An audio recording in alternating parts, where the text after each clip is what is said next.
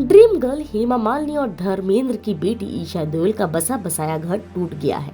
जी हाँ, ईशा और भरत तख्तानी का तलाक हो गया है।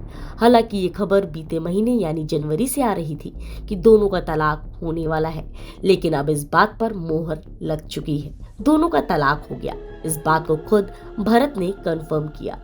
आप भी जान ले कि ईशा और भरत के तलाक की वजह भरत का अफेयर है या कुछ और। ईशा देओल और भरत को लेकर जनवरी 2024 से खबरें आ रही थी कि दोनों का तलाक हो गया है। हालांकि इस बात पर बीते दिन यानी 6 फरवरी तक ईशा और भरत का कोई रिएक्शन नहीं आया, ना ही मां हेमा मालिनी और पिता धर्मेंद्र ने कुछ कहा। लेकिन लोग इनकी चुप्पी समझ तो गए थे कि कुछ तो गड़बड़ है। अब बीते दिन भरत ने सामने आकर खुद इस बात को कंफर्म कर दिया है कि दोनों का तलाक हो गया है। एक इंटरव्यू में भरत ने कहा, हमने आपसी सहमति से अलग होने का फैसला लिया है। हमारी जिंदगी में आए इस बदलाव के बाद हम दोनों की पहली प्राथमिकता दोनों बच्चों की परवरिश रहेगी। हम इस बात की सराहना करेंगे कि हमारी प्राइवेसी का सम्मान किया जाए।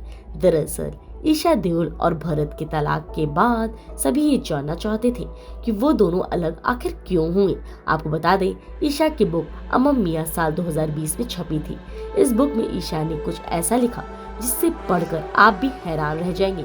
उनकी बातों से लग रहा है कि कहीं यही वजह तो दोनों को अलग करने की नहीं है। ईशा देओल ने अपनी बुक में लिखा था कि जब उनकी दूसरी बेटी मेरी आया का जन्म हुआ तो भरत बहुत चिड़चिड़े हो गए। उन्होंने आगे कहा कि भरत को लगा कि मैं उन पर ध्यान नहीं दे रही हूँ। एक पति के लिए इस तरह का फील करना नॉर्मल है, क्योंकि मैं उस समय राध्या की पढ़ाई और मिराया की देखभाल में बिजी हो गई थी, साथ ही अपनी बुक लिख रही थी, जिसके साथ प्रोडक्शन मीटिंग को भी संभाल रही थी। ऐसे में भरत अपने आप को अकेला फील करते थे, इसलिए मैंने तुरंत इस बात पर ध्यान दिया। ईशा ने ये भी लिखा कि मुझे वो समय याद आ गया जब भरत ने मुझे टूथब्रश मांगा था, लेकिन मैं भूल गई।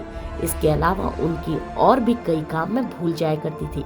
हालांकि ईशा ने अपनी जिम्मेदारियों को बखूबी कागज पर उतारा है, लेकिन इस बात से साफ जाहिर हो रहा है कि 2 बच्चों की केयर करने के साथ साथ घर की जिम्मेदारियां भी अकेले ईशा के ही कंधों पर थी।